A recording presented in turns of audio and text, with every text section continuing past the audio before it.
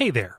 If you want to support this show and the network that it exists on, consider going to patreon.com/Duckfeed.tv.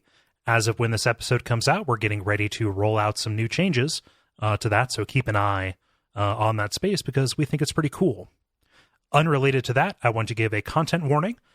This episode concerns a chapter in the book that has some pretty rowdy depictions of some sexual acts, specifically relating to sexual assault.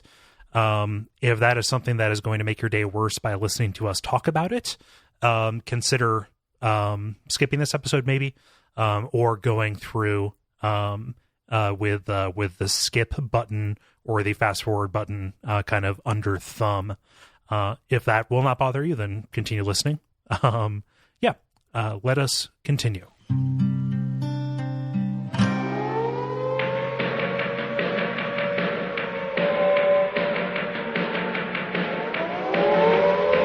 Welcome to Radio Free Midworld, a podcast about the Dark Tower series of books.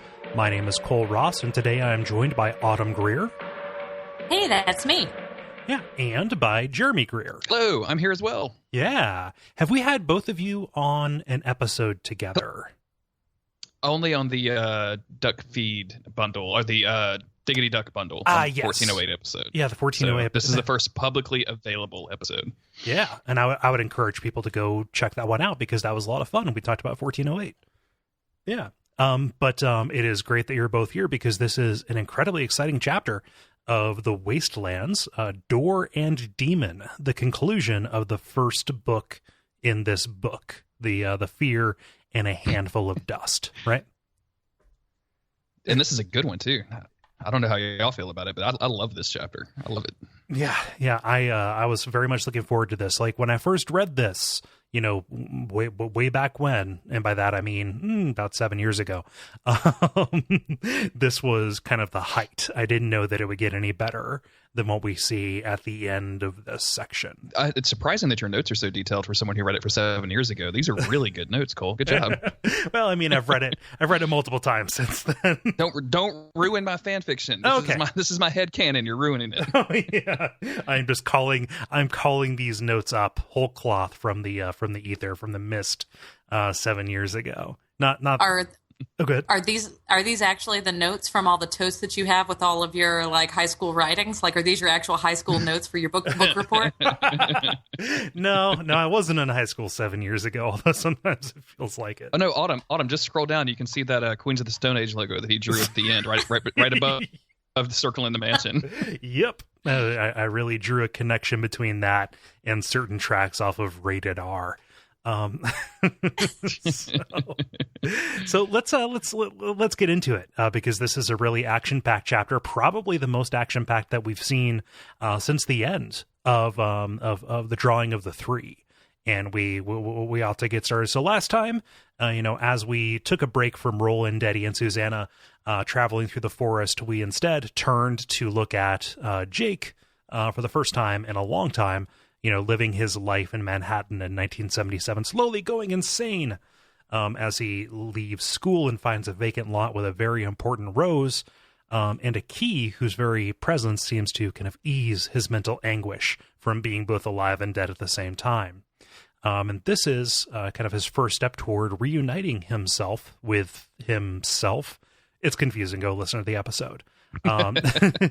And his last thought as he's sleeping is to kind of send this transmission into Roland's world, actually to Eddie, who is going to serve a very important role here. The message is, tell him to grab the key. The key makes the voices go. Before we get into the body of the chapter, I've done something that I've done before, which is kind of disentangled some parts of this story for linear discussion. This is a chapter that goes back and forth with some frequency, and if we were changing gears all the time, it would actually be very confusing, and this episode would go on forever. So yeah, I'm ready. If we want to make an infinite episode of Radio Free Midworld, I'm your man. Let's do it. Yep, just a live stream, just a 24-hour live stream event. I've got this lifetime cleared, so let's go. Let's do it. Yeah. but like things are in a bad way. Like they're even worse than when we left them. And like I said, Eddie takes takes a pretty large role in this. And Autumn, I know in the past you have said that like, hey, this book is really the song of Eddie, right? Kind of like how later we get the song of Susanna, and his whole role here is to make this key and act as kind of the midwife to bring Jake into this world. The first thing I want to say is I gotta get me one of these keys, like keys like that help you go to sleep. Like that key is better than a white noise app. It's better than an Ambien if you can't hear people's voices anymore. Right. Yeah. I think we could all use a magical, I was about to say persuasion key, but that doesn't make any sense. It's more of a hypnosis key.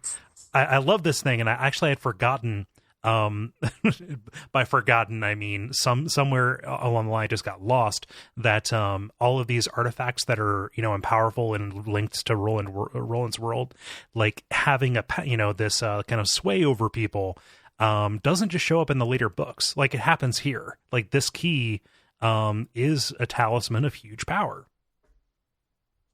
and we don't really see it get used a whole lot. Like besides Jake kind of, I don't know, just taking control basically of a group of passerbys that we're going to get to a little bit later. But it speaks to the fact of like these artifacts from Roland's world, which is much more magical than our own, carry that power into our world, which I think is really, really interesting. And we talked a little bit towards the end of the last episode about how close these worlds are getting together and how Jake's psychic connection to Eddie and back and forth are kind of show that weakening, like that show these bonds kind of breaking down between the tower. And I think this is another symptom of that, right? Like this key probably shouldn't work in our world, but it still brings some of its power to it. Right.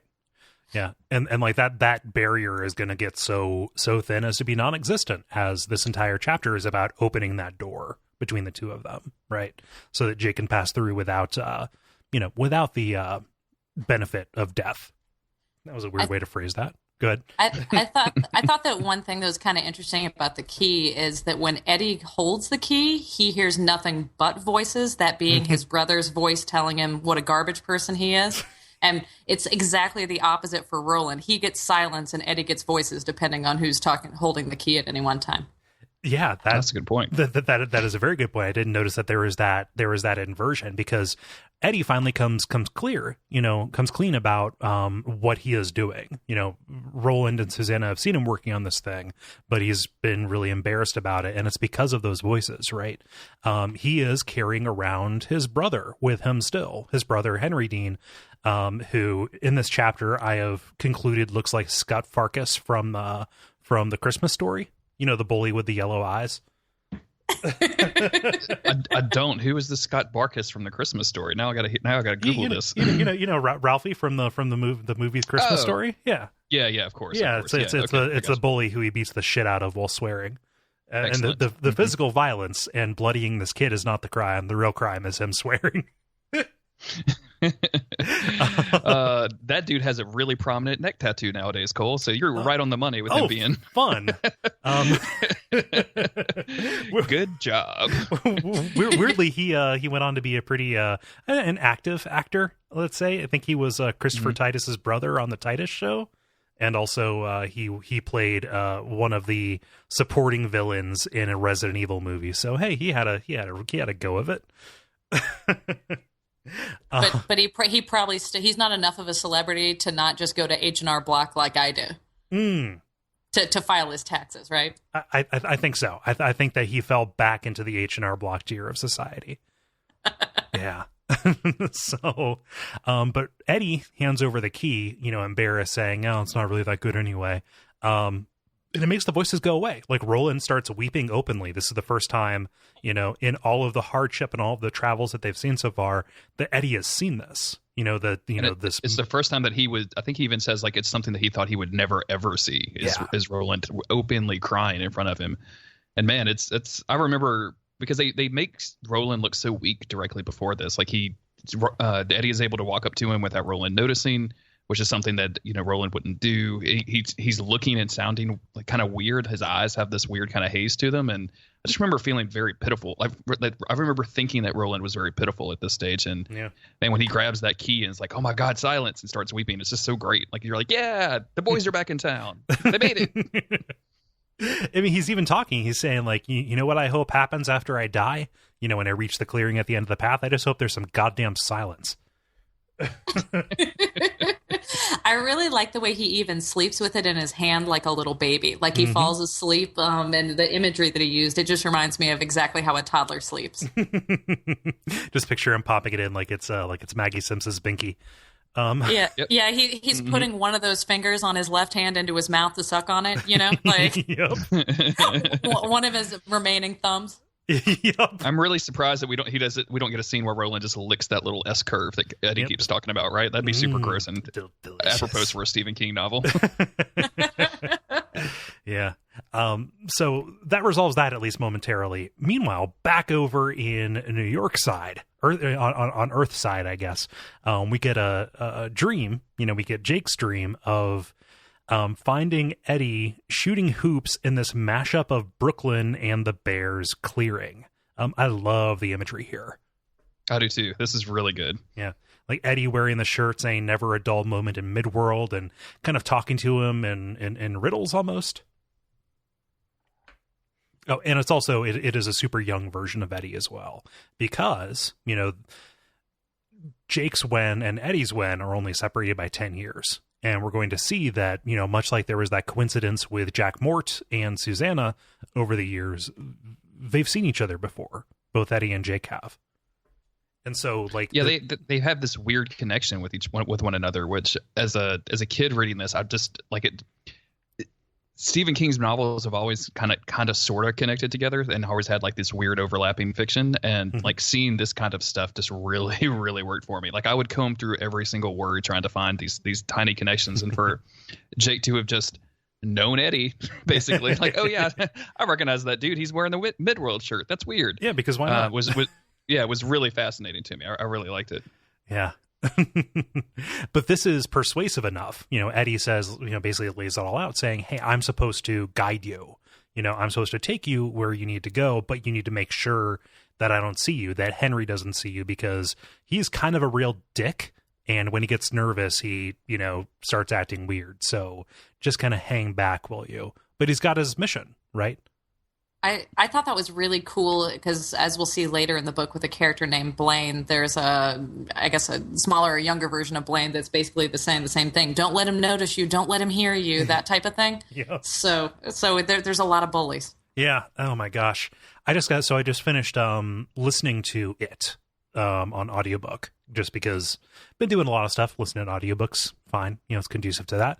And like this entire, like that book is kind of just about bullying in a lot of ways. It's about a lot of things, but it's about the things that keep little kids down. Like it is interesting to see Stephen King's, kind of nail that dynamic again in a very strong way that doesn't feel like it's repeating. Absolutely. I have a little game I like to play with myself when I'm reading it, which is which kid has it the worst. I know it's not Stan Uris, but I don't know. It's kind of up in the air which kid's got it worse. Yep. Yeah. But this case is, good enough that Jake finally decides to go. Corroborating this is the fact that Eddie gives Jake the answer to Aaron Deepnow's riddle. Hey, it's a river, dummy. And also says, hey, Eddie doesn't say this. Jake notices, oh, my knees are torn up from crawling through that clearing and trying not to step on the robots. There's a moment in there, too, where Eddie shoots a basket, and when it goes through the net, the ball disappears, which is some next level slam dunk shit. Like that would win any NBA slam dunk contest, right? You like, bam! I made the ball disappear. Take that, MJ. I think some men in black suits would come and whisk you away to the Academy for Dark Basketball Science. That's why nobody talks about Scottie Pippen anymore, because that's what happened to him. He made one basketball disappear, and the world made him disappear. Yep. Pippen could not be. Good Pippin pull. He is the funniest of the Chicago Bulls stream team. Absolutely, he's the Chicago Bull most likely to have a failed stand-up routine, right? Like that's definitely Scottie Pippen. Yep. This is all just viral marketing for my Scottie Pippen cast. So let's keep going. Just call it Pippin cast, and a bunch of people come in thinking it's either about the Lord of the Rings or about that musical. Yep. Nope. Catfished. But this case is convincing enough that Jake decides, hey, I'm going to get out of Dodge, and I guess more accurately get to Dodge by heading into this Western world.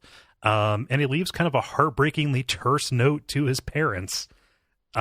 His drafting process for this is actually pretty sad to me. Because like, oh, I'm leaving you forever. If I was just going away for a little bit, this would have been easier. And he looks in his heart, trying to find something of meaning to say to his parents, trying to, give them back something that they have given to him. And there is nothing.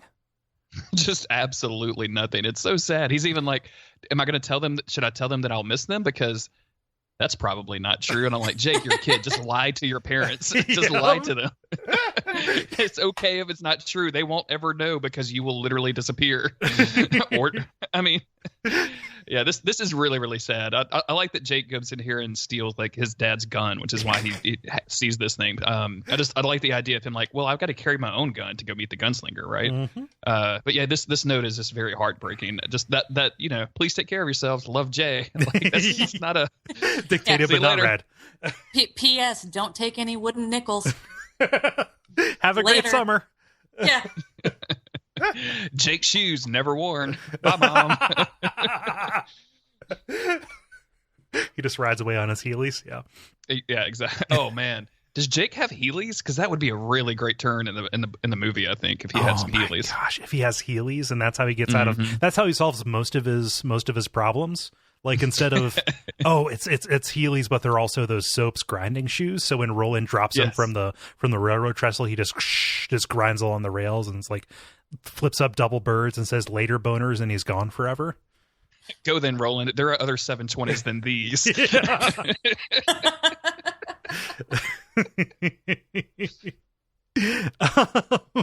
So smash cut to Midworld again, because as Roland and the gang are kind of going through the forest and getting to the end of it, they find the remains of an old coach road, and they get a history lesson about the old ones who built this gigantic thing.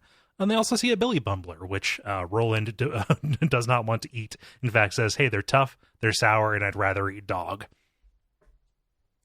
Well, we should probably mention what a Billy Bumbler is. These are going to be important later on.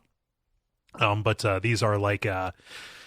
it's really inconsistent the way they describe them. It's like a cross between a dog and a raccoon, but with a coiled, springy tail and eyes that have rings in them. Am I missing something? No, I can picture the body of it, but I've never been able to picture the tail. I just haven't seen any kind of mammal or marsupial with a curly tail. Yeah. I guess a pig, but that's a tiny tail. Yeah, it's like that's like a corkscrew. These are described as like bed springs. I don't know. I don't get this. In my head, this has always been kind of like almost like a ferret creature, like a bigger ferret, basically, with like a real expressive face. Because I've never really understood exactly what Stephen King is going for with this creature. So you picture that little fox that was riding the dog in that Dark Crystal movie, right? Yeah, absolutely. Yeah. I never really thought about it, but sure, yeah, let's go with that. Are you thinking of? I don't mean to. Well, actually, you hear it, but the Labyrinth. Where he's like the medieval knight, and he speaks in a real shrill voice. I guess maybe I missed that because how old were we at the time, Jeremy? I was probably in my early 50s then. I was 51, it's been a 52, minute. something like that. It's been a little while. I don't know. I just recently rewatched The Labyrinth. Otherwise, I wouldn't have caught it. There might be another fox creature in a Jim Henson production. Autumn and I are on the same wavelength of the Labyrinth versus the Dark Crystal. I commonly get those movies mixed up for no reason whatsoever. They're not very much alike besides, puppets, but right. Whatever. And also one has David fucking Bowie, so you think I would realize what the difference is. But yeah. One of them would have stood out. Yeah, Sir Didymus. That's what I've always pictured it as, is that little fox terrier in Labyrinth. Yeah, Sir Didymus. All I can see, like there are some illustrations of Oi, the Billy Bumper that we meet later, but like essentially it's just a dog with a human face who can also talk. Like that's a little bit the effect that they're going for. Like if this was a modern day thing, I would think that he's just trying to sell plushes or sell toys of this, because he's an Ewok. Yeah, Ewok would also be a good comparison. A good thing that you Misa make go to sell beam, plushes. Roland. Misa go beam. Oh boy. But yeah, you have chose poorly getting 2 Greers on this podcast. We're just gonna not ever get to the end of this. But Cole, I'm so sorry. No, that's fine. I think we're giving people the content that they crave. I think that the dual Greer, it was going to have to happen eventually for the wider world. Things did not end catastrophically on the 1402 episode, so I think we're fine. I don't mean to actually you, but it was actually 1408. Ah, shit.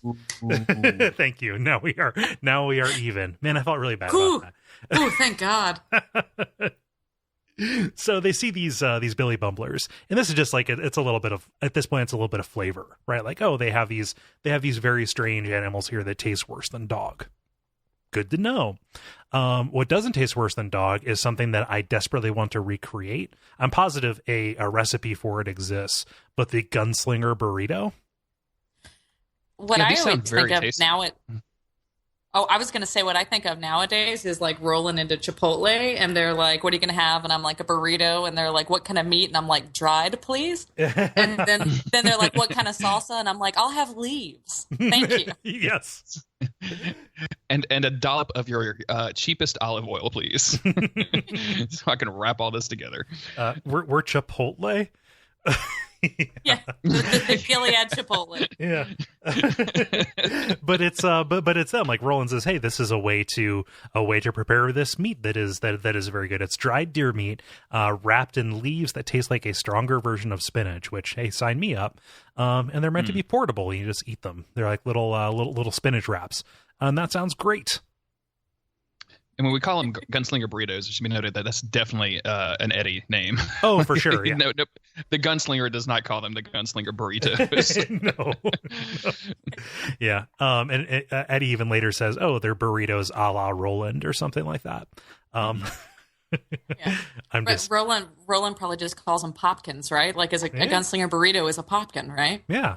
Okay, is a burrito a popkin? Is a hot dog a popkin? No. As a Slack mod, I will start kicking people from this channel if we get into another sandwich discussion. I'm just going to say that out loud. So that's the joke. That's the joke, is that it's tired. I'm sorry that I poked you. Oh no! I'm just joking. Although I am serious about Slack channels. Watch out, you. I'm watching. Yeah. If the Radio Free Midworld channel turns into that discussion, I'm going to be very upset. I'm just glad that I set the trap and you guys took the bait. No.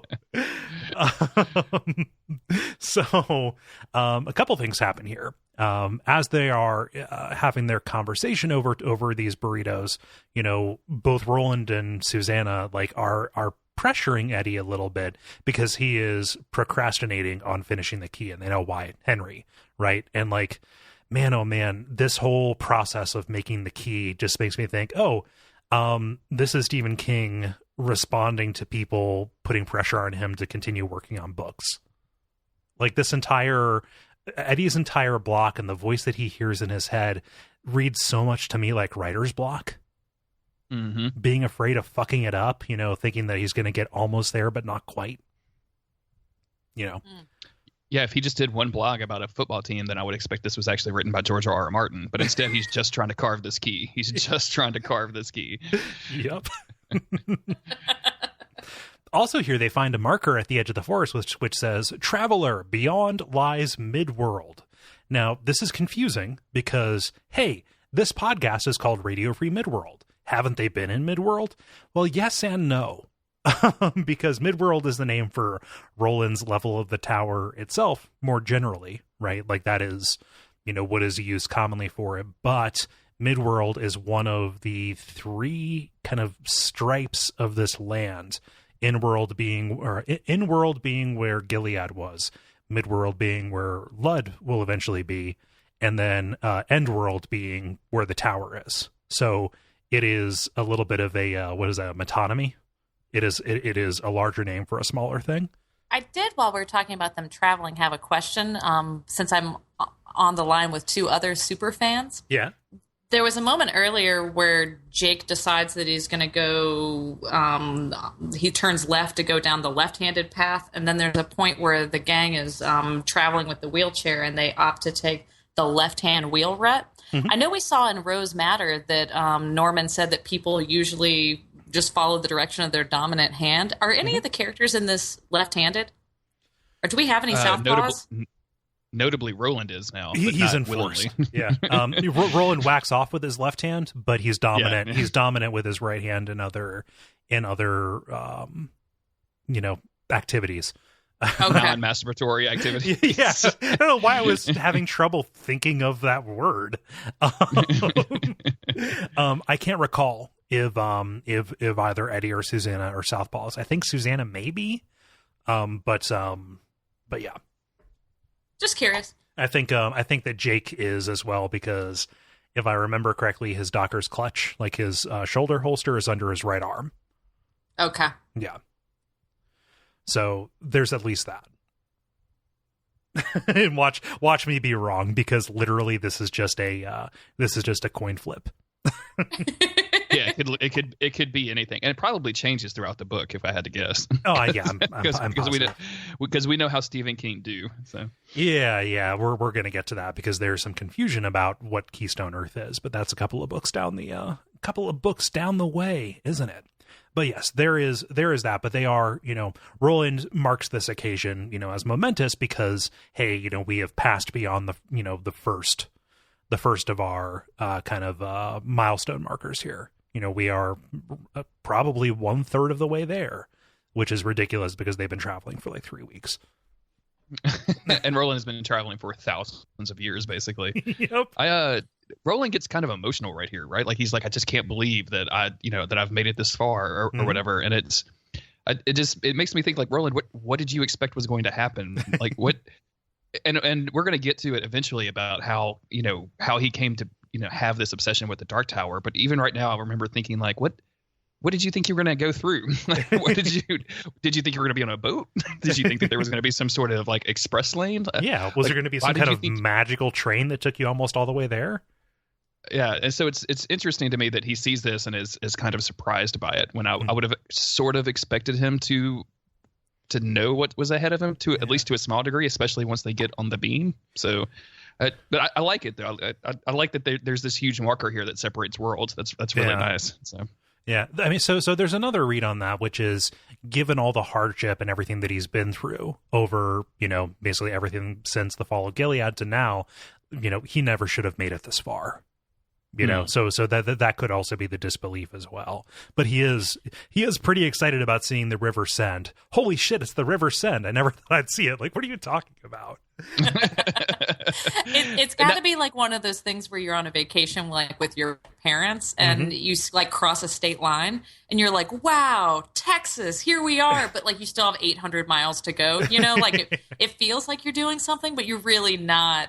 It's momentous, but you're really not there. Right. Who knows? But like, things are different. They can see pretty far. Eventually, we'll get to what they end up seeing. But everything is kind of focused around this task of making this key. I love this line that Eddie has, because like a lot of people who depend on substances, he just thinks, man, if only I had X, I would be able to do this easily. Thinking if he had heroin, he would be able to focus and, blot out the voices and continue going about it. I love this quote when Susanna asks him, like, hey, what's up? Why do you have that look on your face? He says, I was just thinking about how stupid some people can be. You put them in a room with 6 doors, they'll still walk into the walls and then have the nerve to bitch about it. That is an excellent quote. I crack up now, I guess, being a modern reader, with Eddie's thinking that some heroin's going to help him finish that key. Because I have to imagine that that's what everybody on Pinterest is thinking. Like, that's what I'm thinking. Like, I just had some heroin. I could craft the shit out of that. Yeah, people don't know that Pinterest is just the legitimate front for the Silk Road. It's hidden in plain sight. Yeah. I posted this great pin of my works for my black tar heroin on my heroin page. Yep. My heroin board. I always knew those moms were just a little bit too perfect. These are the keys I carved after doing key bumps. Let's go. Yes.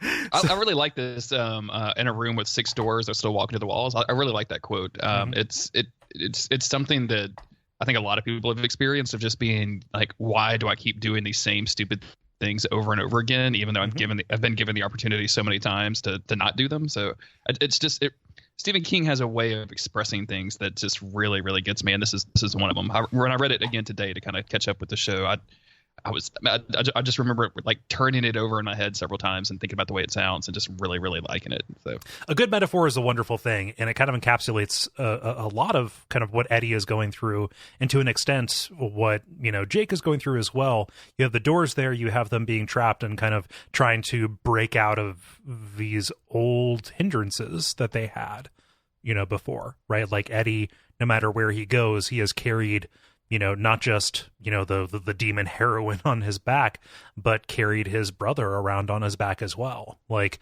he is stuck in these patterns, no matter how many doors he's presented with. He's in a different world and he's still walking into the same wall. Yeah.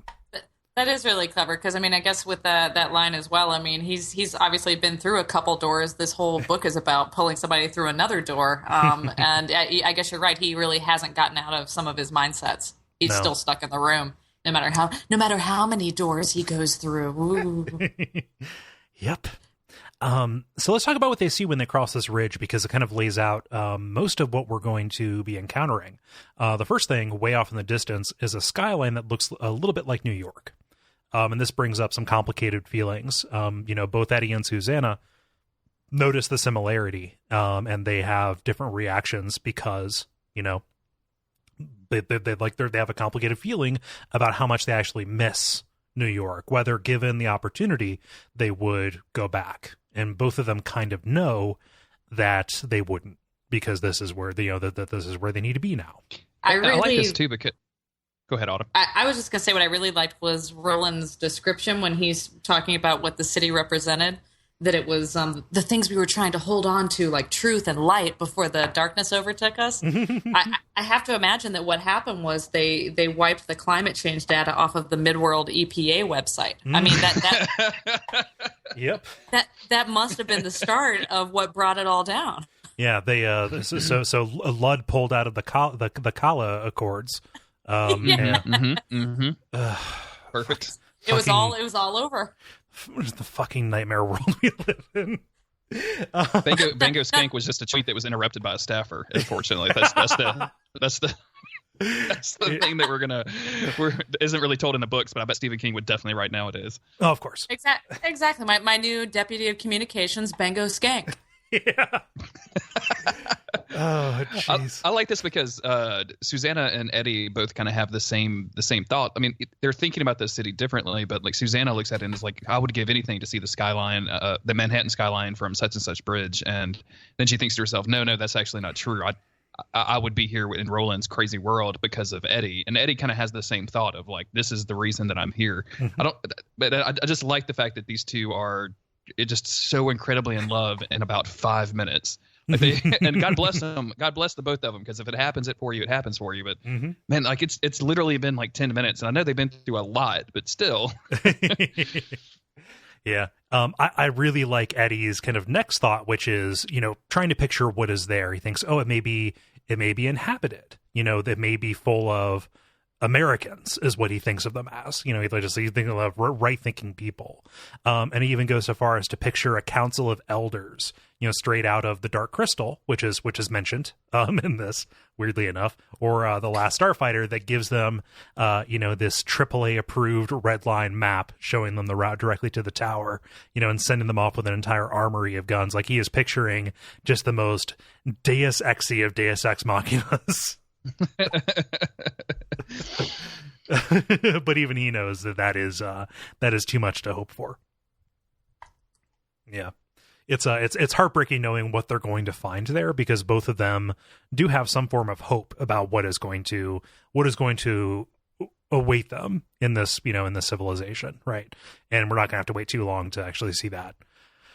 To see them in Eddie's own words, like, bring on those fucking wise elves, right? Like, he's so excited about it. He says that to Susanna. It's very charming. He says that to Susanna without any context. It's like, wait a minute, what are you talking about? I married a moron. Eddie's wisecracks and his kind of sarcastic and smartassery in general usually really, really works for me, and there's cases where it doesn't. But this specific chapter, like this section of this book, is really good Eddie stuff for me. Like, I love it so much, and even young Eddie gets in a couple of really good lines later on. So like I'm just digging the hell out of this. This is like, if you're on Team Eddie like I am, I'm wearing the t-shirt right now. This is good stuff for you. Note to self: make Team Eddie t-shirts. I don't know what the other team would be, but. Unfortunately, you might get sued by Twilight. Didn't they have an Eddie on their team? There's a Team Edward. Trap sprung. We know you read Twilight. No. you know that I was alive sometime between 2007 and 2012 and was aware of the world around me. Yeah. I think your dog agrees with me. Sorry, I heard your dog shake its collar around. What they also see is a speaking circle, much like the one that Roland encountered way back in book 1 with the oracle that almost got Jake, and we know what's gonna be coming. I said it at the top of the episode, but I should also say it here. We're gonna get into some pretty rowdy stuff related to sexual assault toward the end of this chapter, and so if that is going to make your day worse, please consider whether or not listening on is going to be the best thing for you. Is that enough of a disclaimer, do you think? I think you got it. Yeah. Okay, cool. So, good. Oh, I was just going to say, it's hard to tell later in the book who's sexually assaulting whom. Yeah, it's a little bit more nuanced, I think, but it's still not it's still not great on its face. So let's talk about crafting the key, because Eddie knows that he needs to finish it by the time they get to that speaking tree. The speaking tree. That's weird. To that speaking circle. But he's really anxious and kind of whiny about it, because like he knows, like he almost goes into a panic attack, and Roland puts on the pressure. This almost turns into a standoff. I think it absolutely turns into a standoff. Like he basically slaps Eddie across the face to try to get him get Eddie to maintain control of himself, and Eddie immediately drops to the revolver. Like he's like kind of threatening to shoot Roland. And that's like, Susanna like tries to jump in, and Roland's like, you need to stay out of this. This is between me and him. Like, we're going to have this conversation, which is scary as hell. Like, how cold as ice is Roland right here, and how terrible are these court teachings that he's obviously using right now, that he just smacks somebody upside the head when they feel afraid. Yeah. And once again, when he says that he understands that whining and puling won't solve his problems, Gilead hates whiners. Yep. No whining in Gilead. Yeah. Or Midworld. Just to be safe. All world. Let's say all world. Yeah. No whining whatsoever. Like when Eddie draws on Roland, like Roland immediately remembers David, his hawk, thinking, hey, he was my friend, but he would not have hesitated to peck my eyes out or to go for my throat. And Eddie is my David now. And Eddie is the new hawk, and he could turn. So like, this is really a gamble to try and straighten him out. He gets the admission. I'm afraid, you numb fuck. Don't you understand that? But like, Roland needs to get Eddie to recognize that he's brave. He's done much more than this. But it's like, out of all the trials that they've had so far, the one that is giving Eddie the most pause, and something that I kind of put together, is that Eddie's role, his gun, the gun that he slings, is creativity, right? Like, yeah, he's a good shot, but Susanna like surpasses him in that. We see here that like his entire role, the like when the cold, when the cold clarity falls over him, the goal he's trying to complete is one of creation. And, in the next book, at the very beginning of that, he is a gunslinger with his words. you know, with his mouths and with his, let's say, his own particular flavor of riddles.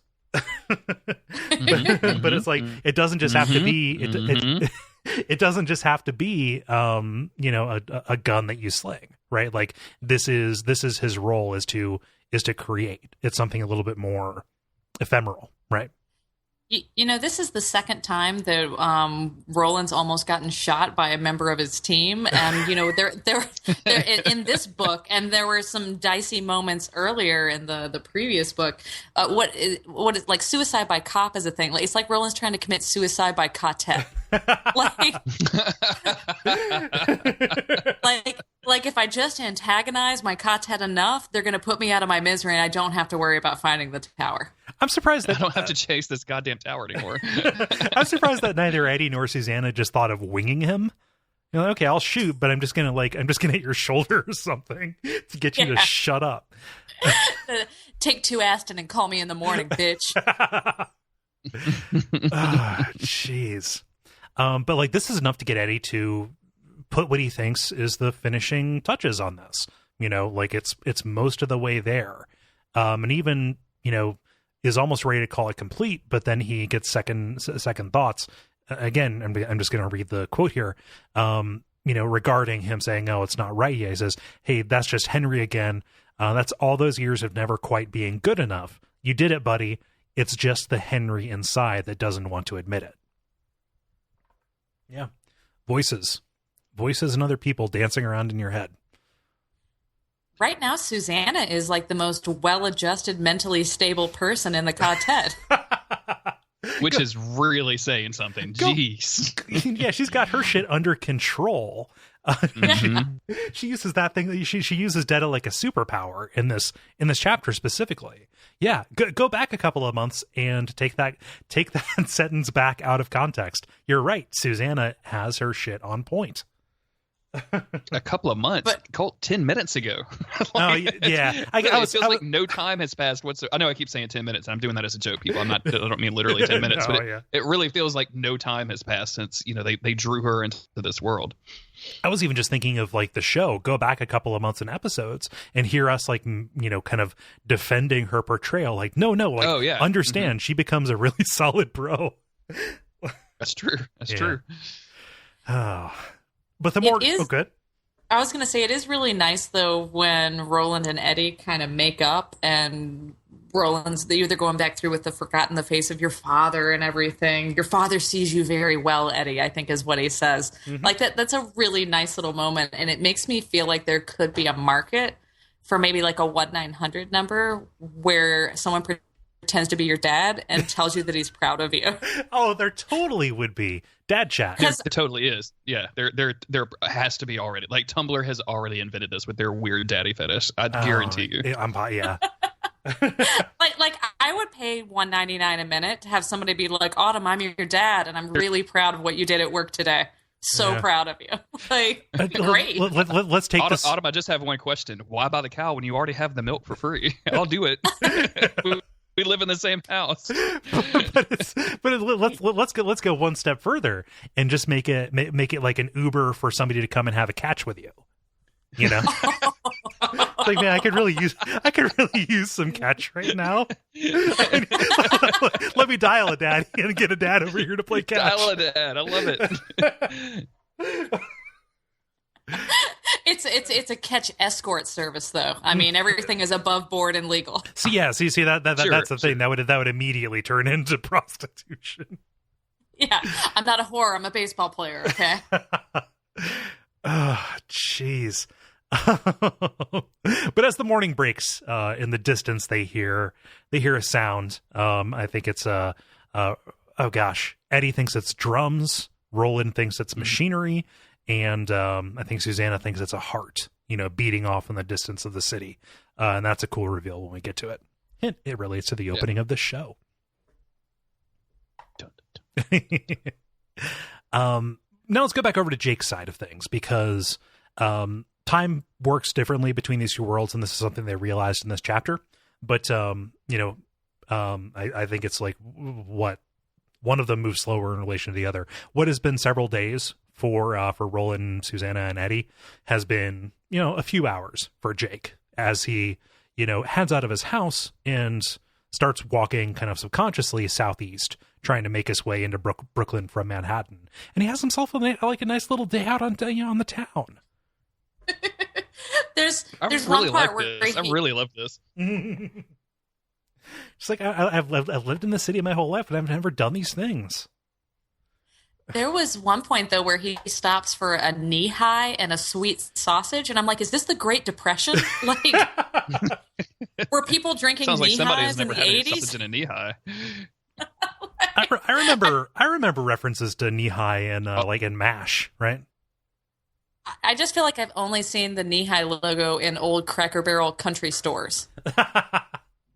It is a real Cracker Barrel kind of thing, isn't it? Wait, I guess I was confused. What is the chocolate drink I thought that was knee high. That's Yoo-hoo. Oh, yeah, that doesn't make any sense whatsoever. I was thinking he was drinking like chocolate and sausage, and I was like, this is a really weird combination, but whatever, Jake, you do you. Yeah. But no, this is some sort of soft drink. Okay, this makes much more sense. Yeah. It's like maybe. Oh, good. I was going to say maybe Stephen King got a cease and desist after that Pepsi in the previous book. He got a letter from Had to Pepsi Corp. change brands. you raise people's expectations too high. They think it's some kind of miracle tonic. Yeah. Book 7, they're all drinking Tab. Delicious. The Dark Tower is just a can of Tab stuck into the horizon that has been drawn over with a Sharpie. Yeah. But yeah, he goes to a museum and he absconds, like he blends in with a group of kids who are obviously from not a private school, right? It's all Kmart for these kids. Even though he doesn't say that with a lot of malice, that's all I can hear when somebody says, "Oh, they're just Kmart kids." A little bit of a dick thing. Yeah, I was really sensitive to like designer clothes stuff as a kid because we didn't like, and I don't want to make it sound like my family was dirt ass poor or anything. I'm not saying that. I'm just like I wasn't rocking Jabots. Like I wasn't that kid, but for whatever reason, the social strata in Southern Louisiana was apparently really, really dependent upon the kind of blue jeans you wear. So like I do the same thing that you did, Cole. As soon as I heard like, oh, they're strictly Kmart, I was like, oh wow, they're shitty children. Why don't their parents love them? they're garbage monsters, garbage Kmart kids. We call them blue light specials. But Jake, he's playing hooky. He's truant, but he's looking at pictures of these Western scenes. Outside, he runs into a cop who he believes is looking for him. He thinks his parents reported him missing. And he says like, oh, I've got my discount card here, my ID from Midtown Lanes. And he escapes attention by creating a scene. He pulls out the key and it acts as this kind of like glamour, this object of fascination. Like it draws a crowd. It stops the cop from asking questions and just like it gives him cover to escape. Which is weird. It's cool, but it's weird. I mean, if there's anybody that could wield a power like that, it's going to be Jake because he's cool. Yeah. But it's just something that we haven't really seen before. We've seen Jake get hypnotized, but we haven't seen, Jake exert this level of mind control. Yep. We're going to see this again in book number 6 with the Sculpida. And I can say that because it is a nonsense word. Where Susanna basically makes somebody is her servant with it yeah. I just finished that book and I wish you and I could high five in real life right now. Excellent reference. Yes. But yeah, I like how Jake kind of gets himself into trouble with this. He's like, okay, now everybody is looking at me and now I don't know how to leave, so I'm just going to run away. Yep. And he just jets. He says like, hey, way to be discreet. Yeah. Not to draw attention. He gets into Brooklyn and he starts seeing some mid-world graffiti, says like, oh, I cry your pardon. A rose is a rose is a rose. And he eventually gets close to near where Eddie lives, to the point where he is admiring some pictures of Clint Eastwood outside of a theater and sees Henry bullying the ticket girl. Henry sucks. Henry's a piece of shit. What a shitbag Henry is, y'all. Jeez. This dude, like, why would you steal someone's paper and then, like, slap them upside the head with it? You piece of crap. Like, you're a dog turd. You're just miserable. He torments this woman, and when she gets upset, he says, "Oh, you must be on the rag." Like, what a piece of shit. And like Jake's got him clocked, right? I love this quote because it feels very apropos. You know, Jake, on looking at Henry, says, "It was the face of a kid who would think it the height of hilarity to douse a cat's tail with lighter fluid or feed a bread ball with a fishhook planted in the middle to a hungry dog." Asshole. I'm glad you got decapitated. Asshole. Yeah, seriously. You deserve to die on the nod singing Johnny Cash. Yeah. You giant asshole. And you know, and like for making Eddie's life miserable, like, I don't know, just like this bully character. I can't stand it. What I like about the quote that you just said too is there's a regular bully that makes fun of you, but there's an edge to Henry that's to the point of, I mean, you could chase a cat or throw rocks at it, but like the lighter fluid thing, it's just on the edge of violence, like where you don't know what to expect with him. I thought that was really evocatively, I guess, described. Wait a second. Let me do something here. I'm doing some last minute comparisons here. Oh God, I thought you were about to bully me. I was getting scared. Jeez. No. How strange. I was like, it's weird that I didn't draw this connection before. But the bully in It, Henry Bowers. Oh, he's his twin. Yeah, he's a twinner. Oh, what a garbage twin. Oh, interesting. Yeah, that's really funny. Wow. Twins. Twins. There we go. I can't believe I didn't draw that connection until now. Yeah, he's a piece of shit. and like Eddie is kind of managing him like he's a he's a psych patient or something. Like his heart isn't really in. He's like, "Oh, stop torturing that woman, Henry." And when they go and play basketball, you know, Jake is following them because like he recognizes Eddie as the kid from his dream. Like when they're playing basketball, like Jake notices that Eddie is like blatantly letting him win, even though Henry is like missing layups. You know, it bounces up and it doesn't even hit the rim. Like he just, Henry, if he plays well, he knows that he's going to catch shit. So this is the only way that he can get through without being hassled. You know, you could probably write a whole set of lyrics for this scene with the Fresh Prince, right? Like in Co-op City, Eddie born and raised on the playground was where he spent most of his days. Yeah. Like you could probably do the whole thing. Yeah. And then some Greys that were up to no good started making trouble. Yeah. Wait. I got in one gun fight and my car got scared. Yeah. And said you're going with Roland through a door in the air. Yep, there we go. There you go. You nailed it. Nailed it. Yeah. The license plate said Crimson and there was dice in the mirror. Nice. Nice. Ooh. Go to the Radio Film Midworld YouTube to see a fully animated video of the... No, kidding. A fully animated, like, full-length music video, that would have to be a milestone tier. Wait, Cole, did you retain animation rights for the Radio Free Midworld podcast? Fuck! Oh no, I sold them away, Cole. I sold them with the novelty hat rights. Damn. Yeah. Damn. So, with that in mind, we also have a little bit of psychological torture as, Eddie is begging Henry to take him to this spooky house that he's seen and heard about, and Henry turns around and says, "Oh, didn't you hear there were some teens who were found dead with all their blood gone? In that house, where I'm going to take you. Bye." Yeah, this is the blood gone thing is just so kids fucking with kids, right? Like this is just the kind of stuff that people would just make up or hear about and then embellish and to pass on. I love it so much because like it instantly goes into like your mind goes to vampires or crazy weird mummies or death rituals or whatever, but like it's all just like made up kid stuff, and it's exactly it. We keep talking about it, and this whole section of the book really makes me think of it so much with these like young kids doing some horror shit. I love it. Yeah, well, I mean, like the mansion is explicitly a reference to the house on Neibolt Street. Like it's like I don't know. It might just be because I decided to listen to that book that I'm drawing these connections, but it's definitely there. Yeah, but like, so you say, hey, the blood being gone may be like, oh, Henry's just fucking with him, but like knowing what happens in book 5 and beyond, like, yeah, that could be in play. Like, and also Henry like gets deadly serious when he mentions this part, like this is something that he actually heard, and it might not be the thing that he is might not be the thing that he's making up, you know. Jeremy, are you taking notes on this for your supernatural crossover fan fiction? Oh, yeah, that's already written, Autumn. I don't have to take notes on it at all.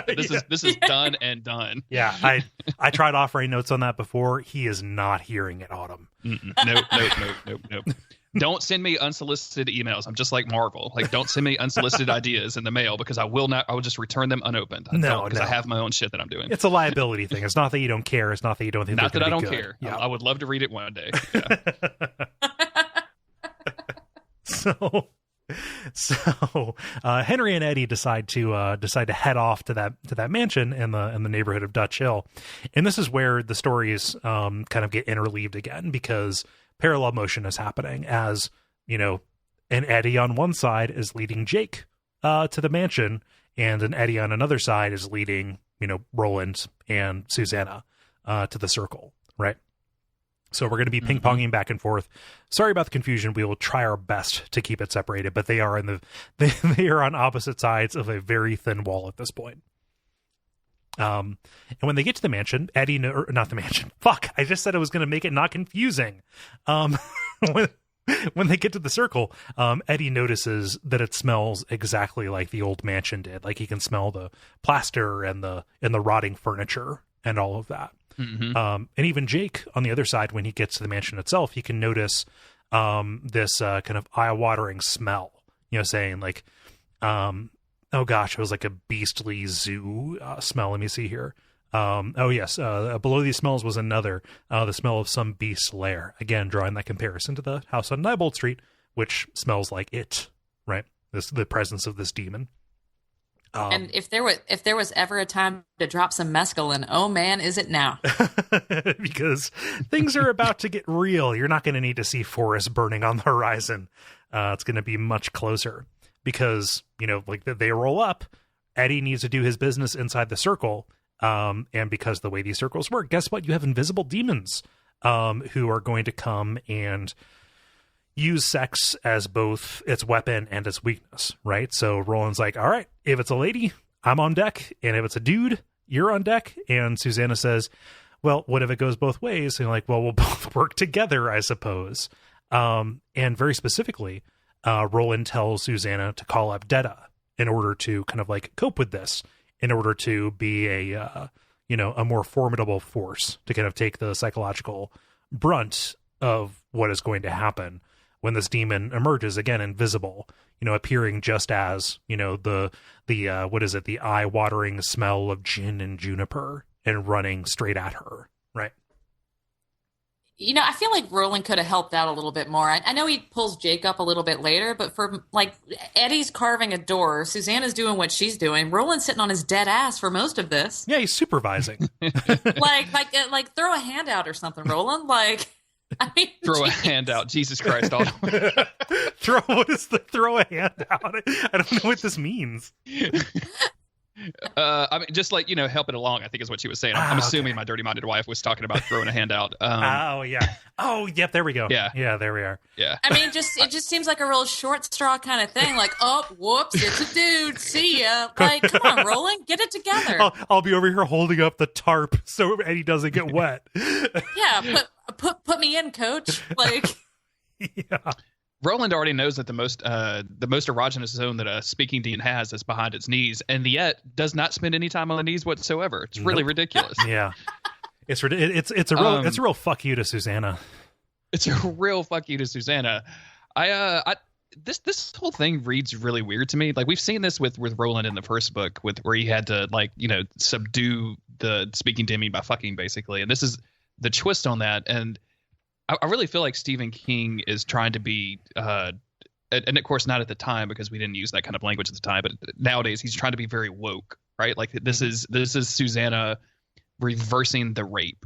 Like, so this demon kind of attacks her, and then she takes over and doesn't let it go, and it can't leave because it's so helpless with this lust. It can't stop unless it specifically lets this demon that's continually having sex with her go, even though it's kind of wounding her physically and psychologically because there's this psychic bond between them. Mm-hmm. I don't know if I particularly like this, and it is what it is, and it's kind of brushed over pretty quickly, and I think that's a lot of my problem with it. And I don't want to jump ahead too much, but I mean, I guess spoiler alert: our heroes come out okay at the end of this. So, but it's right after this. Like Eddie's not kind of weirded out about this. Susanna seems pretty okay about it. It's going to have some repercussions in book 4, but we're not really there yet. And for now, like as soon as all this is over with, they're like, "Yay!" and they just go about their quest, which I feel like Eddie would be like, I mean, are you seriously, are you okay? Like it's everything fine? Like, do we need to get a doctor? Do I need to, like, you know what I'm saying? Like, am I reading that wrong? Or what do you think about this? Because it is a bit strange that they never discuss it again. Maybe that's more representative. I mean, we did talk about it for a minute, but maybe you're like, okay, this weird thing happened. We had to do some magic. No one ever talk about this again. Yeah. But it seems weird when that's your common law wife to do that. You know? Yeah. Mm-hmm. It's something that King has done before and kind of does every once in a while, which is have the woman make this kind of sacrifice of herself by using the power of the fact that she has the equipment to have sex, with, whatever male presence is there. No spoilers for it, but people know about that infamous scene. Like there is, there is a sacrifice that is made in that is, specifically sexual, and it happens again here as well, And is there anyone in existence that isn't a little bit scared of Detta? I mean, she's terrifying this sex demon too. Roland was scared. Everyone's scared of her. Yeah. I literally think that is the out that King was trying to take, which is, well, it wasn't Susanna who was taking this trauma, right? It was Detta, but the act still happens. It's still there. And you would think that there would be some, I don't know, not like dwelling, but a little bit of a repercussion psychologically after that, because like, this sounds like a fucking nightmare. Yeah. And the justification of, like Detta, this is something that Detta, I mean, not this, but Detta has a history of leading men on and leaving them with blue balls. Like she would go attract these men at clubs and kind of work them up and then abandon them and almost be excited at the idea that they would get mad at her and try to attack her. Like that was the kind of damaged personality that Detta was. And now she's using that against this demon. And it's just, like at the end of this, she even says like she won, like she's still the undefeated like parking lot queen or something. Yeah, like the undefeated champion of the Roadhouse. Yeah, there you go. Yeah, with Patrick Swayze. There was a sequel that nobody ever watched. It was the Roadhouse to Havana Nights. They both converged. It was actually a crossover. Wow. Fun fact. My stepdad actually has a background role in Roadhouse 4, which was filmed in North Louisiana. So wait a minute, what? Random. Yeah, I know. Okay, I know, man. I'm whatting. I got a phone call one day. I am whatting at like five different parts of that sentence. I mean, it's cool that it's cool that your stepdad was in a movie. Like that's real neat. There was a Roadhouse 4.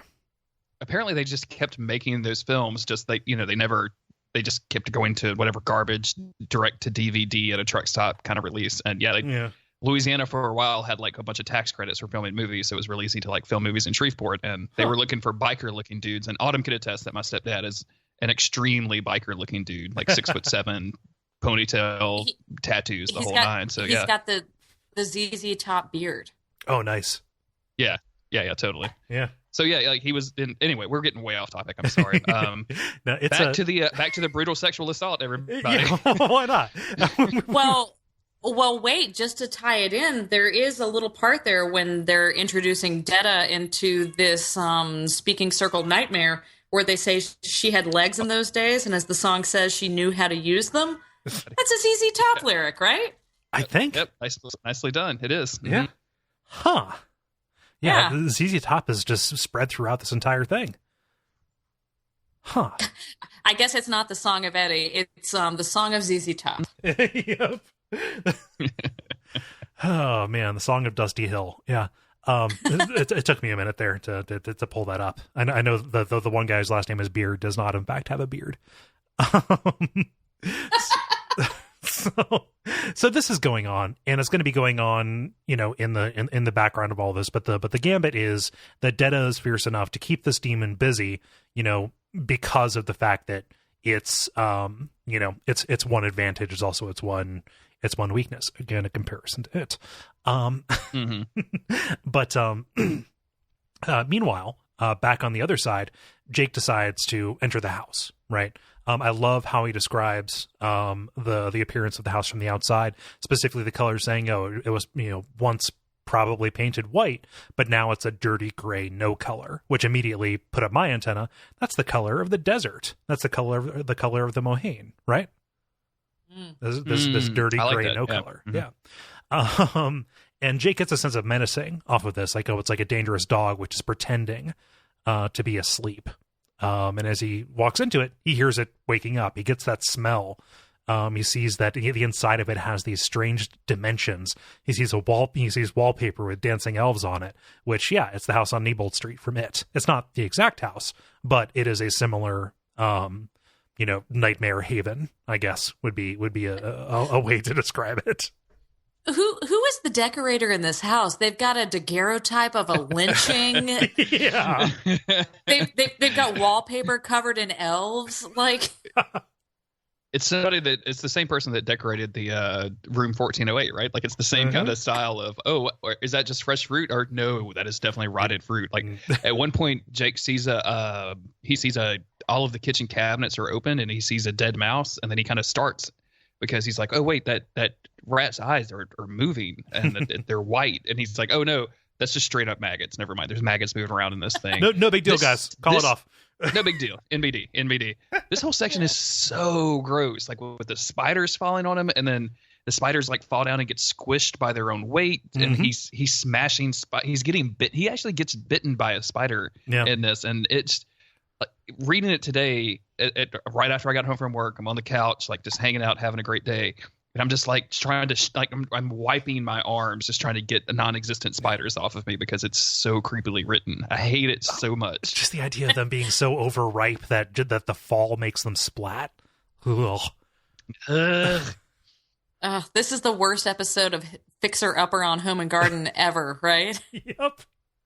Yeah, this is a handyman's dream, I think is the way it would be listed on Zillow. Yeah, handyman's nightmare. Handyman's nightmare. Yeah. But like it's a great description of a haunted house. It's this big Victorian, like it probably once was a mansion, but like I'm always going to be a sucker for, an evil place, right? I love that in Silent Hill. I love that in House of Leaves. Like the fact that everything takes on a strange dimension. The angles are not quite right. The rooms seem just a little bit too big. Notwithstanding, what's inside these rooms, which are, pictures of severed heads and stuff. Like, just the place itself is wrong. Yeah. Way into it. And as Jake goes in, he's like, wait a minute, why is nobody stopping me? Like, oh no, I'm actually like between worlds right now. Fuck it. This is literally the hell in between. What a great line that is. Like, we've all been there, like, how am I getting away with this? Why is somebody stop me? I did not pay for the Snickers. Yeah. I am obviously doing wrong things and nobody is stopping me. Somebody should be doing something. Call an adult. Call an adult. somebody please stop me. But yeah, like the spider drops him and it makes him lose his shit. Like the last of his composure goes away, and actually like that causes him to run down a hallway and actually find the door that he has been looking for, this entire time since he has started hearing the voices, right? He sees has a plaque with the boy written across, which is a weird thing to have in a house. Yeah.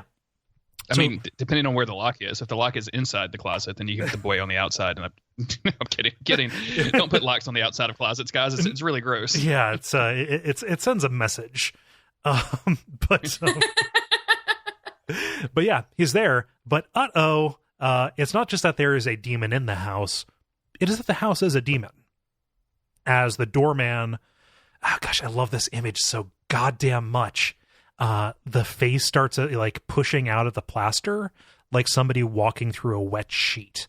It's like the cover of Gabriel Knight 2 at the beginning of this. Well, it's like I remember reading this for the first time and immediately going to Nightmare on Elm Street, right, where Freddy is coming out of the wall above the sleeping girl. Oh shit, you're right. That to me is exactly the scene. That's what I'll always go back to when I see this. Except of course this gets a little bit crazier than even Nightmare on Elm Street can. But yeah, that's what I always go to on this. But yeah, like it's go ahead. I was going to ask, did we see this house for just a second in the Dark Tower trailer? Yes. I feel like there was just a moment where you did see the house starting to turn into something. Yes. It is just like a blink and you miss it kind of thing. And it's more like a kind of a whirling dervish or like a tornado of debris inside the house that is like reaching out and carrying Jake. Yeah. But like we also see Jake going into an abandoned house. But I guess spoilers for that trailer, which you've probably seen. We also see Jake going into an abandoned house and actually finding like technological equipment, like the artificial doors that we will see later. Kind of pepper throughout the world, but mostly in this house that I think is what actually gets him into Roland's world in the first place. That's just supposition, but I could also see the demon kind of using that as a way to go after him. Man, there's 6 doors in the Dark Tower trailer, and Jake keeps walking into the wall. Yeah, well, the wall keeps forcibly picking him up and throwing him.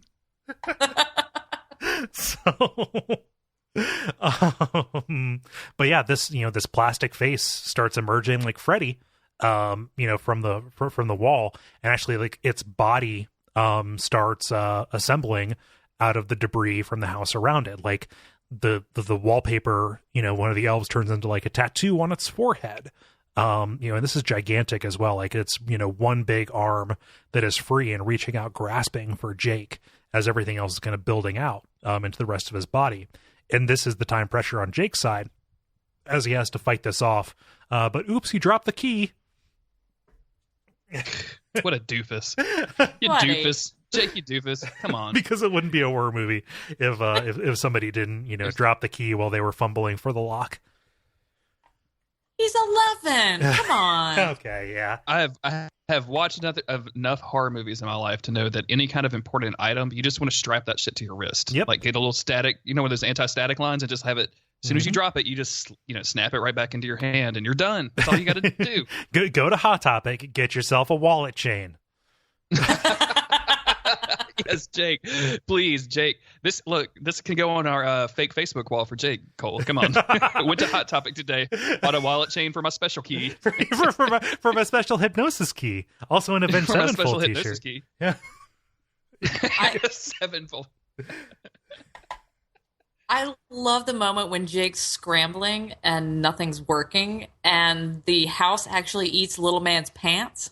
Mm-hmm. Oh. Yeah, because she just grabs him and pulls off his pants.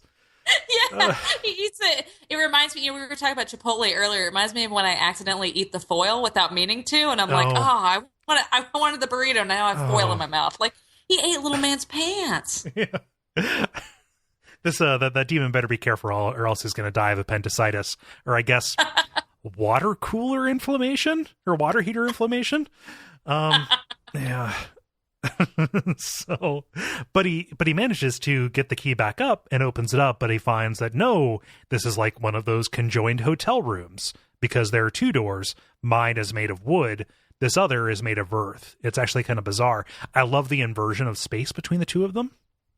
Me too. Anytime you do stuff like this, I absolutely love it. Like when you're jumping through doors and coming out at a different angle on the other side. Yeah, love that shit. It's like Portal. It's exactly like Portal, which Autumn, I'm sorry, I know you have yet to understand Portal, but despite my many attempts to explain Portal to you. but like it, it's very much the same thing. Like even though Jake is looking through this horizontally, the door that Eddie has drawn and is working on is oriented vertically. So he is looking at the bottom of Eddie's door, even though he is looking sideways. Like this whole world is orthogonal, right? And unfortunately, we encounter my arch nemesis worms again. I suffer through the spiders. Now Jake is staring at this big thing of dirt that's full of worms. Oh yeah, worms and roots. Are worms a sensitive subject for you? I don't care for them. Yeah, they're pretty bad. So there's that. And while this is happening, people from the outside see the house crack down the middle and start pulling inward, like it's kind of imploding on itself, which, sign me up. That sounds great. Mm-hmm. It sounds great when you're across the street and not involved at all. Oh, I'd still run. Like, I'd take a picture, say neat, like Bender, and then I would run. But I really like the guy that parked, got out of his truck, looked at it, and was like, "Wow, this is really weird." And was like, "Oh no, wait, this is really bad weird." Got in his truck and just hightailed ass out of there. That was really, really great. Yeah, and I like the guy who was walking along and he saw it, and then he was like, "Wait a minute, what?" Then he rubbed his eyes, then he threw down his the brown paper bag with the bottle in it. He's like, "I won't drink ever again," and then he walks away. It's such a stereotype. I love it. Like, I'm surprised that the bottle in the paper bag wasn't just a little jug that had XXX on it. Yeah. You know? Mm-hmm. So on the other side of the door, we have Eddie, who is trying to work on this, but the key is not exactly right. So maybe that little bit of Henry, maybe he had a point. I guess Eddie should have just carved a little piss pot for his teeny peeny, just like Henry suggested. Yep. Everything Henry said was right. Every single thing was right. Yeah, you would have a piss pot right now, and instead you got nothing. So, and again, we have these two different fights going on. Eddie is fighting his own inner demons. Is like, oh no, you fucked up. You know, who knows? And Jake is on the other side, swinging around like Indiana Jones on a chain, kicking at the demons. Face.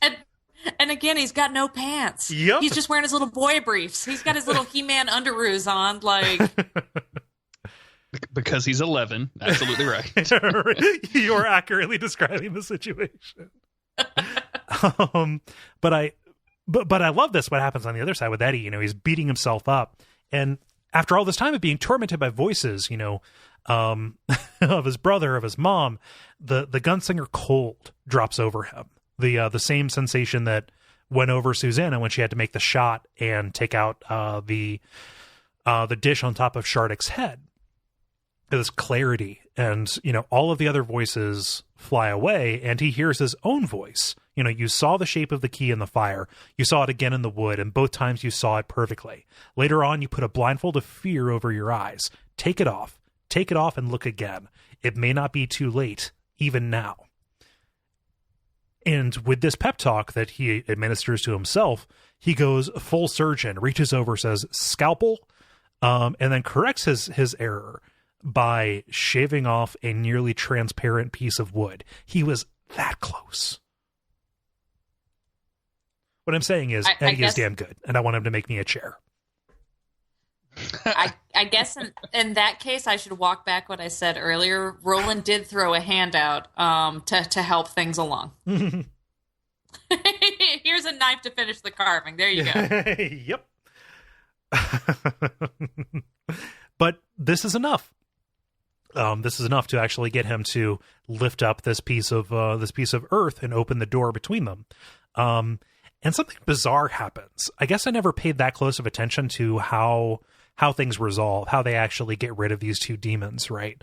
I'm just going to summarize this and we can talk about how ridiculous it is. Roland says to Detta, "Hey, let him go." It manifests as this kind of manta ray beast with a hooked tail and starts flying. Roland grabs a hold of it, steers it through the door. He is in New York right now. He lets go of the demon and it flies. He has steered it into the doorman demon's mouth, causing it to choke and relinquish Jake so that he can be pulled up into the world by Eddie and Susanna as the house implodes and both demons are taken out of the equation. Is that the dumbest possible thing, or is it baller as fuck? Also, presumably taken out, right? Because I mean, otherwise, there's a significant possibility that Roland just released a sex demon on Jake's win, right? Like that's not a good thing. Yeah. Like that's not a great thing to do, because it could, in theory, survive this house imploding. It's a bit ridiculous. Like it's a neat bow on a situation, which, like, okay, now everybody's fine. Like they can have this moment of rest because everything's disappeared. And I think it's narratively kind of, man, I really hate to use terms like lazy, but it just really feels like Stephen King going, I don't really know how to end this. Let's just put it over in that world. All of my characters will be in this world, and then we can move on from there. Yeah. All that I know is that in Brooklyn in the 70s, nobody needs to go in this house now. Now that there's a sex demon in it, you definitely don't need to go to the house on that street. No, I would recommend against it. This is actually known as the bad sex demon street. There's a good sex demon street right off of Bleecker, so you want to go to that one. Yeah, that one's got the nice Denny's. Yeah.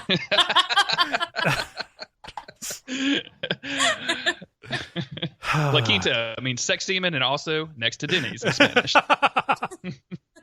Wait, you've heard that joke too? I've always heard it as La Quinta is Spanish for next to the highway.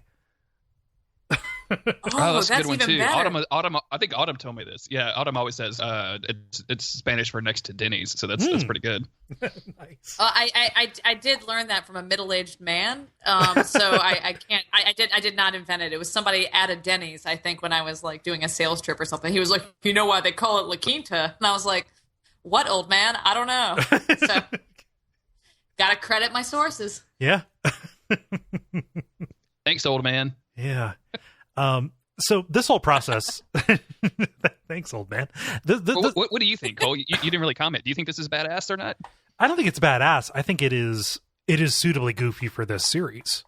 I was going to say that we didn't talk about a line earlier that Eddie said, which is where Eddie actually mentions the phrase Deus Ex Machina, and he's like, I associate that with like B movies and comic books. Mm-hmm. I associate that with Stephen King novels. Yep. And it seems like a little bit Deus Ex Machina to be like, oh, look, the sex demon went through the door and we never have to worry about him again. Goodbye.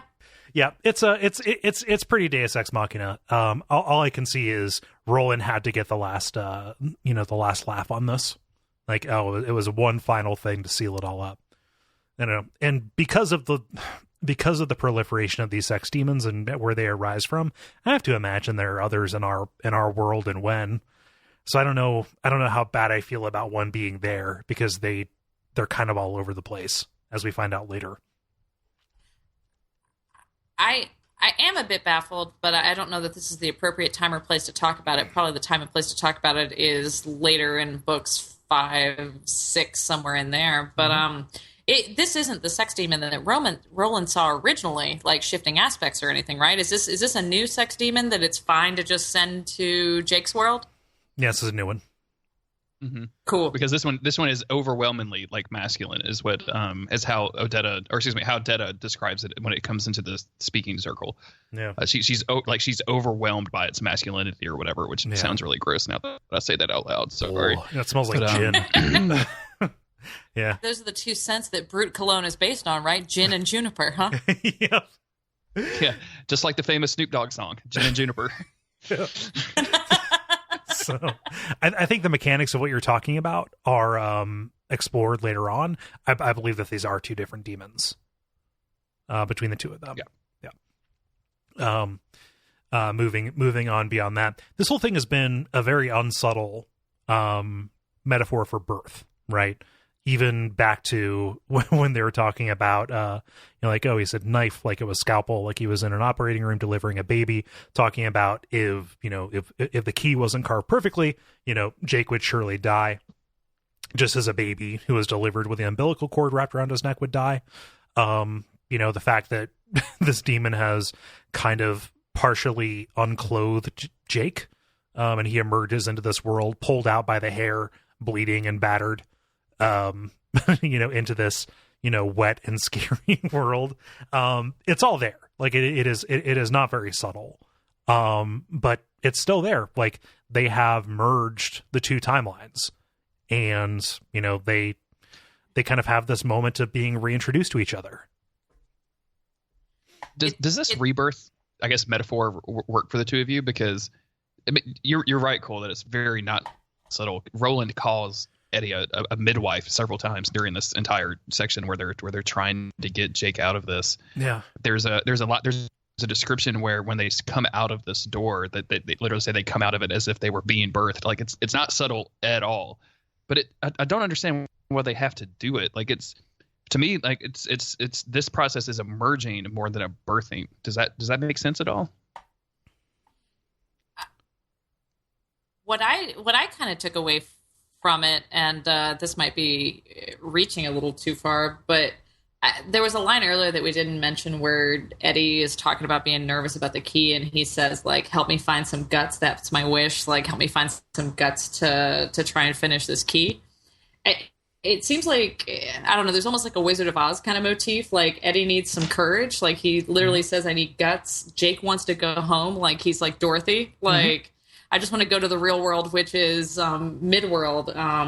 I don't know if Roland needs a heart or if Roland needs his mind back, like he needs brains. Yeah. but it's Jake just wanted to get home so badly, and I guess it might be a ham-handed womb kind of motif, but he just wanted to go home to the real world. Yeah, I mean, there's definitely. I mean, you're not off base because like the Wizard of Oz stuff is laid on super thick later on. Yeah, I didn't. I just. Oh, good. I just don't know what because we even have like a Billy Bumbler that's like Toto. I just don't know what Susanna needs and how she fits into the motif. Yeah. Does she need a heart? I don't know. I don't know. Susanna has always been the kind of the odd one out because Eddie is definitely Cuthbert, and Susanna shares Elaine duties with Jake. Yeah, her role. I forget because there definitely is a Wizard of Oz scene later. I forget what she is cast as. Yeah. I don't want to jump too far ahead, but Susanna is an average, right? She's a maiden, a mother, and a crone. Like she's a Susan, a Rhea, and a Mia. Huh. Yeah. I don't know. Yeah, she definitely is a very ambiguous character in those archetypes. Yeah. The birthing thing is fine. I think that it is done with a certain amount of, I don't know, thoroughness. Like the motif is built out and complete. You have somebody, emerging with effort and help from others into a scary new world to actually fulfill their purpose. It is an emergence, but it is assisted and it is dangerous. Between the two of them, like, you basically have most of the elements of childbirth there. Somebody's actually having sex in the corner. I feel so badly for that doorkeeper house guy because he had one job, which was eating a kid, and he blew it. Yeah, he had a demon instead. You had one job to watch the door and eat any kids that come to your house. He's got spider eggs on his face. Yeah.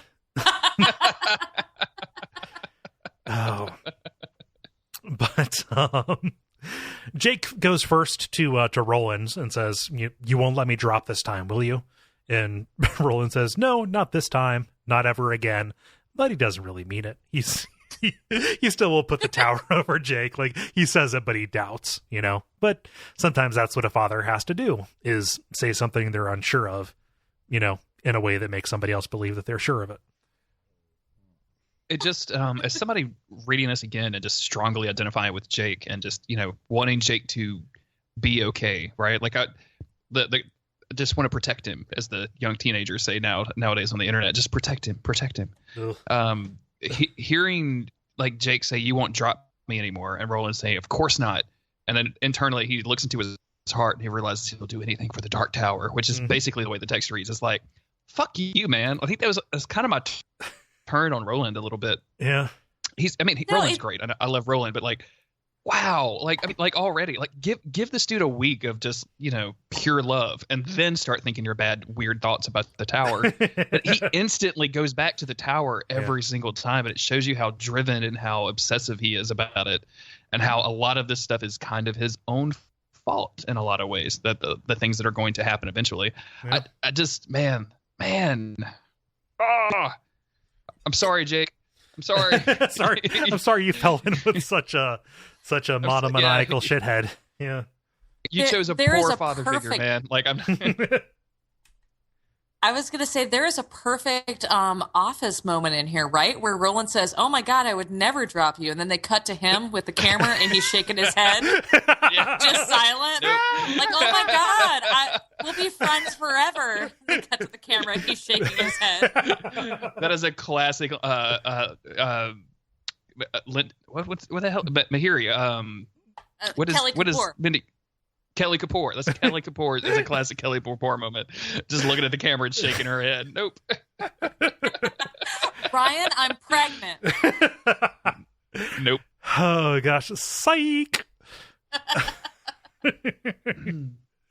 And meanwhile, Susanna and Eddie are like, "Hey, yo, you're a kid, aren't you?" And he's like, "Hey, we met before, haven't we?" "Yeah, well, welcome again."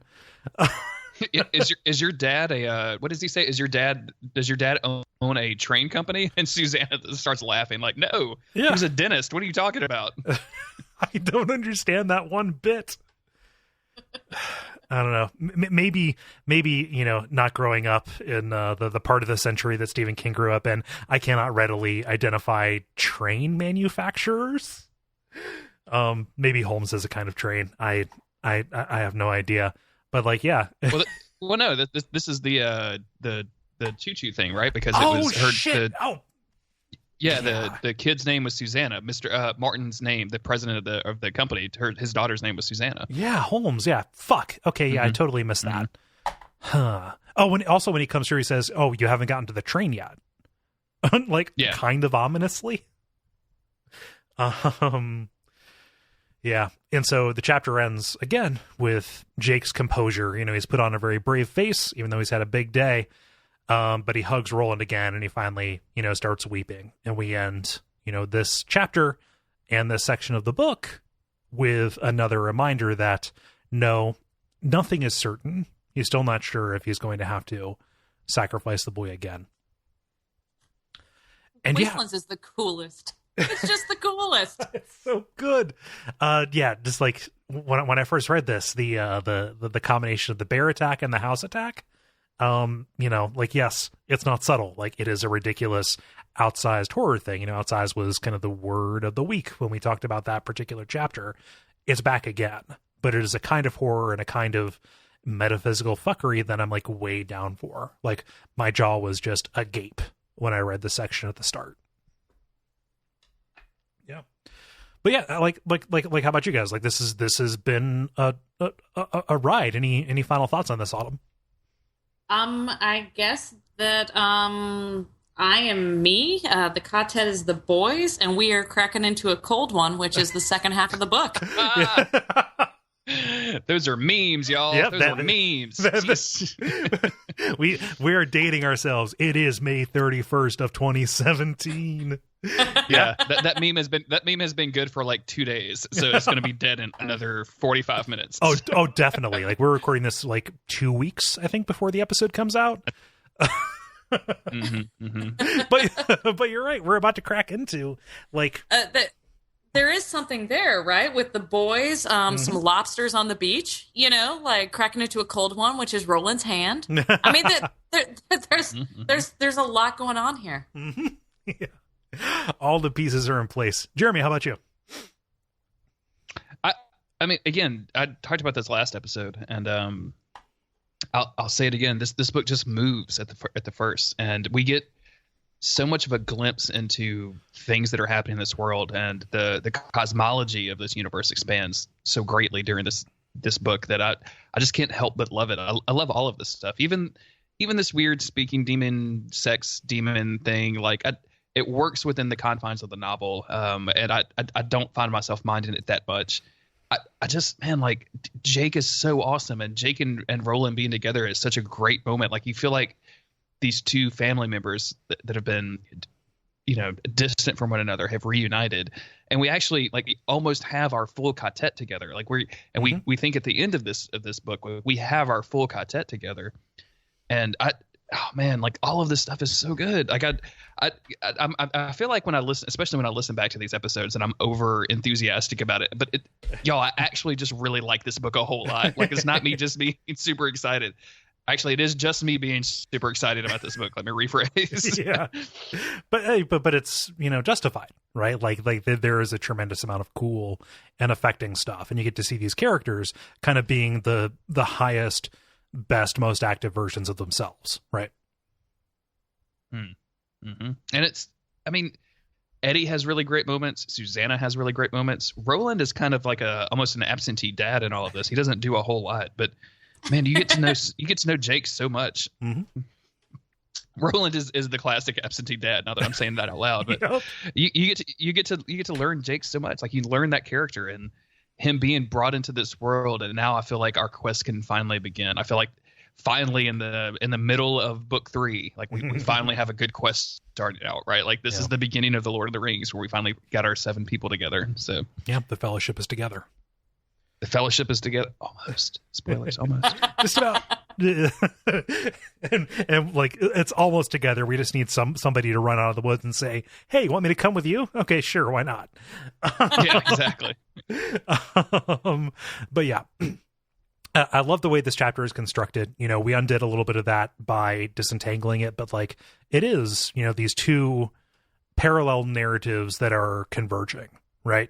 You know, you go back and forth until like they're literally, you know, flashing back and forth from section to section, you know, as we look on the other side of this door, on the other side of this very thin wall.